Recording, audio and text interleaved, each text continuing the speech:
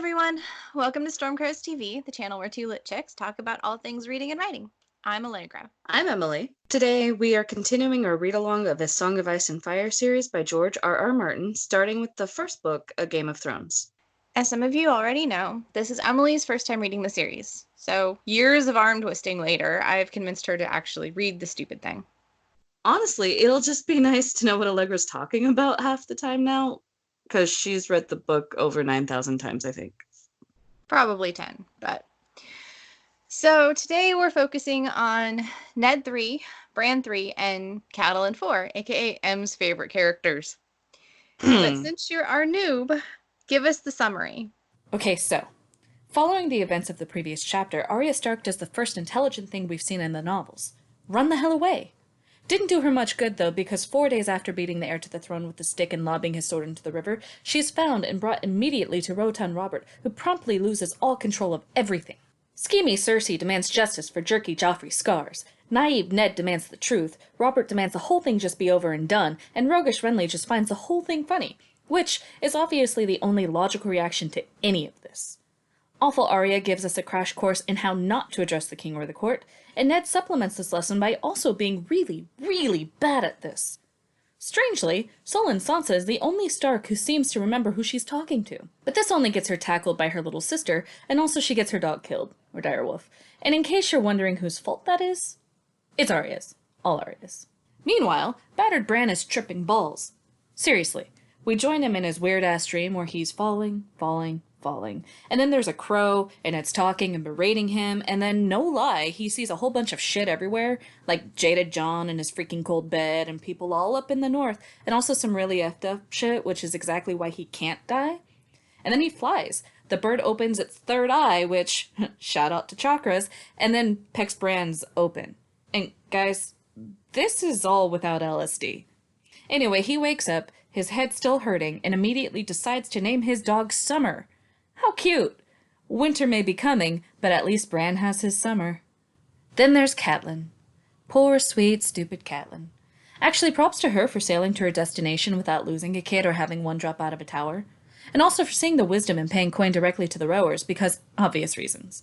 But after that, she's summoned by her childhood what-the-fuck Littlefinger Peter Baelish, and gets all huffy until Varys shows up acting all cryptic. Verbose Varys asks about the knife, and because crappy Catelyn hasn't been introduced to the concept of Occam's razor, rather than thinking he might be involved, she just assumes magic psychic abilities run deep with this one.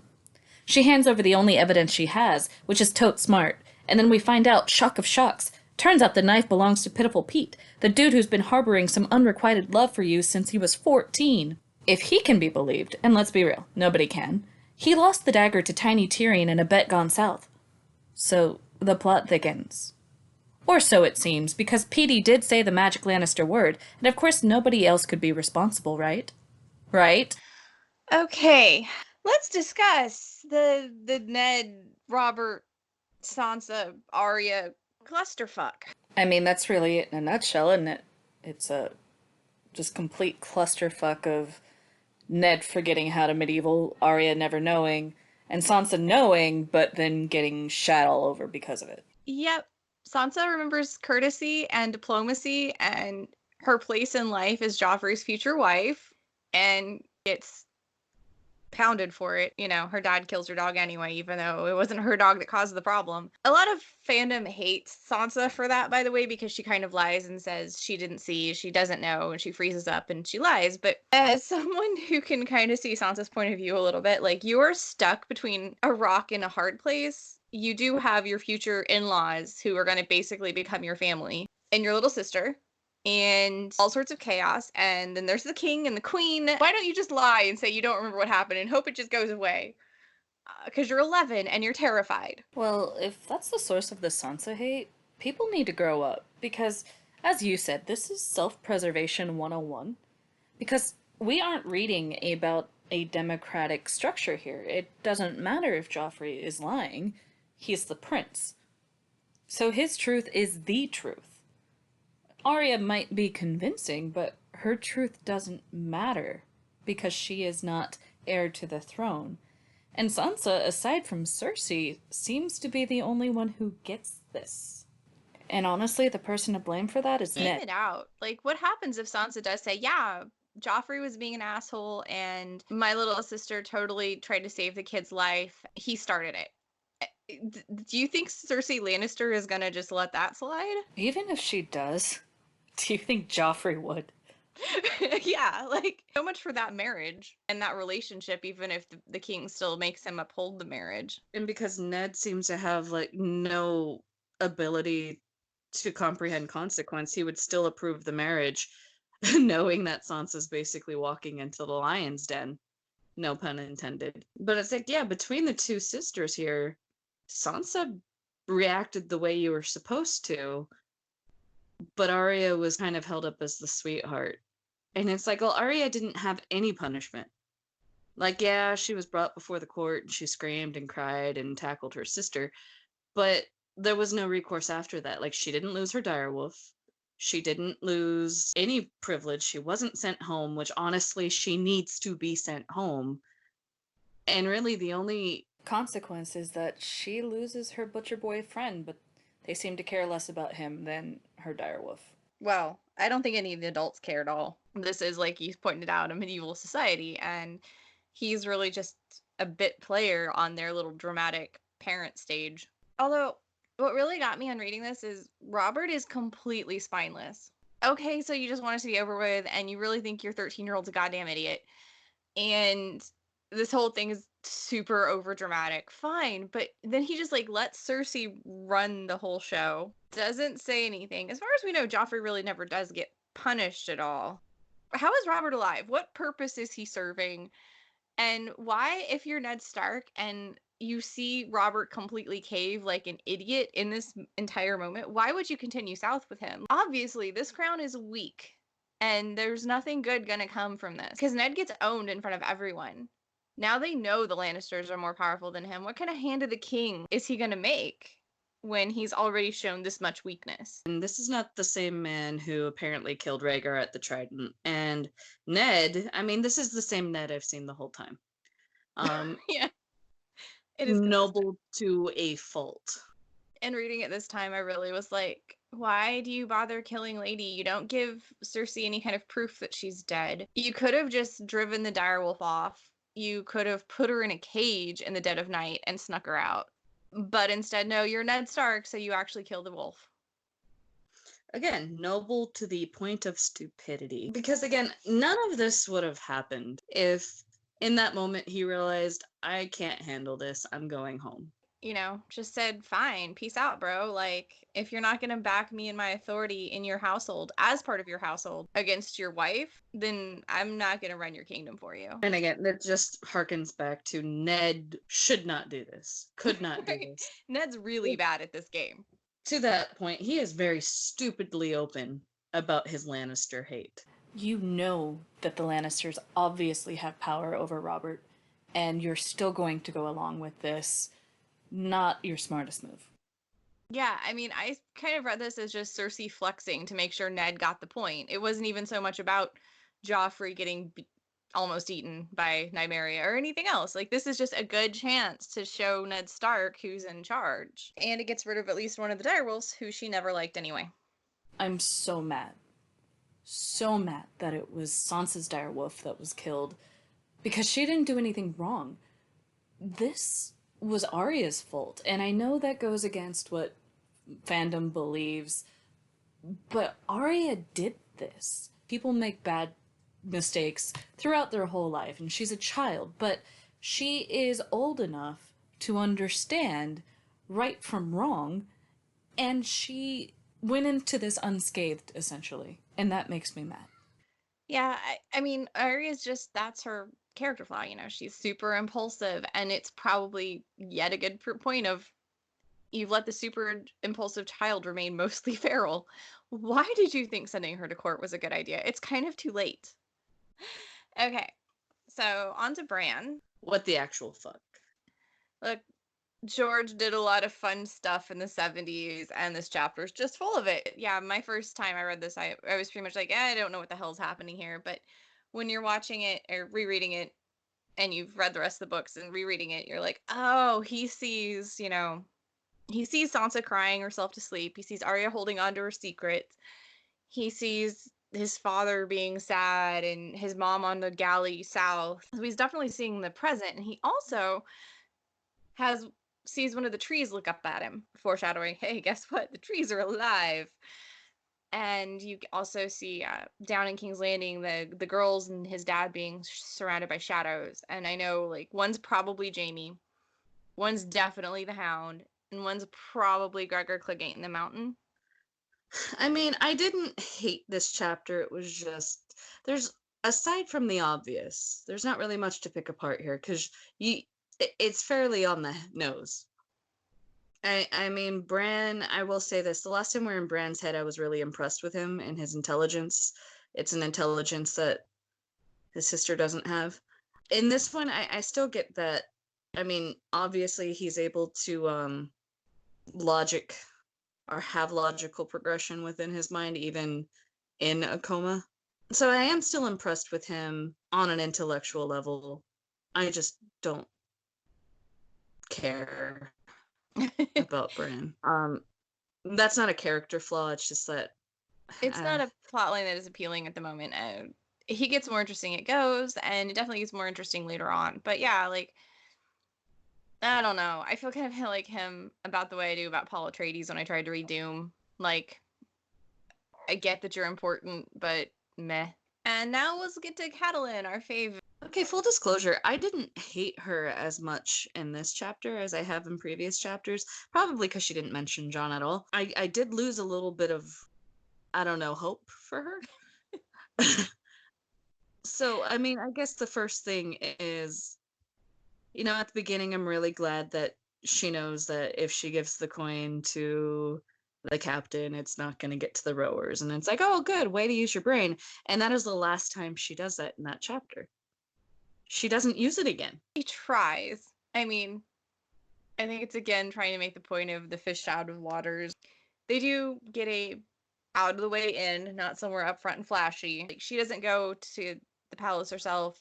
Roderick goes to talk to Aaron Santagar, which is probably a good thing. But that's all the points I can give, because then the Gold Cloaks show up and lead you to Peter, who you probably should have smoothed some stuff over with after 15 years estrangement. How are they still wardens of the North? They're so bad at court. I know it would be different completely, and I know that the lords are different in the North. They all just respect Stark unquestioningly. Not all of them, but most of them. But there would also, I would imagine, be intrigue. Catelyn, you're the lady of Winterfell. How are you this dumb? I think it really is cultural, because the North is pretty sheltered. There are machinations and there's a lot of intrigue in the North, actually. But one, I don't think Ned is just good at it in general, but he's kind of saved because he's got bannermen who are, especially later in the books, you find out some of his bannermen are hardcore badasses. And so he really got lucky and could just delegate some of this. It is very much a different culture. The North is the first men. They just have a different outlook on life. It's sort of like Scandinavians trying to handle Italy, I guess. I do hear what you're saying, but let me lay out the scene. So I'm Baelish, which would be fun for me, I think, and you're Catelyn, and I summon you to me quite creepily. And we're talking, and then the puppet master walks in, and Varys goes, oh, I heard about your kid. Hey, by the way, do you still have that knife? I would hope that your first reaction would be, dude, how the hell do you know about the knife? As opposed to, wow, you're really good at this sorcery. Honestly, I think this is part of why Catelyn bugs me, especially in book one. She's got the emotional depth of a teaspoon. You're facing Littlefinger, who was your bestest friend and your playmate and your foster brother up until pretty much age 15, when he had a crush on you that you didn't return, and he got in a duel for your hand, which you had to beg your fiance not to murder him. And then when your fiance died in the war, Peter wrote a note to Catelyn, and she tells Roderick that she just burned it unopened and just never contacted him again and left it at that. Now he's on the council. You know you need, like, something from him. Open with some kind of politeness, offer an olive branch. Seem happy to see him. Yeah. And, you know, she greets him pretty much with icy courtesy and snapping, even though she really should consider that she's not on the top of this totem pole right now. I can't get around my big gripe. And it's just why would you hand over the only evidence you have? Well, she isn't handing over permanently. Like, they're not taking it out of the room. But yeah, she does let him examine it. And then it's like, oh yeah, this was my dagger and I lost it in a duel, and yeah, we just happened to know you had it. Or I mean, he did. Obviously Peter was taken aback by it. Varys has been Lord of Whispers actually since Aerys' time. That's the fun part of this. Is I don't remember if Catelyn talks about it. Ned definitely will when he gets south, but Varys served Aerys and the Targaryens, and then the Civil War happened, and then somehow he became Robert's Master of Whispers without even any interruption of service, and has continued for the last 15 years, uninterrupted by Lannisters or anyone else. So it's sort of become this thing where, like, yeah, Kat's falling into the trap of just almost ascribing to him sorceress power of, oh, he just must know. But yeah, if you think about it for 5 minutes, Varys clearly had someone listening at least to Roderick talking to Aaron Santagar. That would be my thing. I would at least ask 1 or 2 questions. Yeah. And she doesn't. She doesn't. She just accepts it. And I think this really goes to the root of her character, which is she just accepts things. She doesn't try to make them better. She doesn't question them. It just is what it is. Everything else be damned. I think another thing that bugs me about Kat is her sister was married to the legit Hand of the King. Why wouldn't you have talked to Lysa or used some sort of networking to maybe find out more information that you didn't get stuck up in River Run? But she never did. She's just flat out this, like, nope, family duty, honor, whatever Ned says is just what's happening, and I'm just going to be stewing in my bitterness for eternity. And the same thing goes with this Peter issue. Like, oh, well, no, he was just out of my life, so I just let him be out of my life. And I never considered it until this moment that this might be important because he's now on the council. And then, oh, look, Lord Varys knows all this stuff about me and Robb and Bran and this assassin. And I'm just going to accept that he knows it. And I love that she pretty much blames the captain of the ship. It doesn't occur to her once that the landlady knows, or maids or servants or someone around them might know, that some of the rowers might know. Or that someone back home. I don't know. I just feel like if you and I lived in Westeros, we'd already own it. We'd at least be working for Varys at this point. I do realize that this is hubris on my part, but like, so much of this could have been handled with just ask more questions. Yeah. They are very much players on a chessboard at the moment, and no one's noticing that they're players on a chessboard, which is kind of the point, honestly. I mean, and then it's fine to be players on a chessboard, but don't be the pawn. Well, that's, I think, also one of the big ironies is you just sort of accept that they're the main characters and they're the right and the Lannisters are the bad guys, and that this is all exactly what I'm being told must be true. And kind of the Starks have just accepted that mindset too. We are the good guys, so people who serve us will also be good. The Starks think they're in a Disney show, and we're really in an HBO special. Yeah, and then that just goes back to your chess metaphor. Catelyn thinks she's the queen on the board, but she's a pawn. Mm-hmm. And she let herself be the pawn, and she let her kids be the pawn. At most, Robb might be a knight or a rook.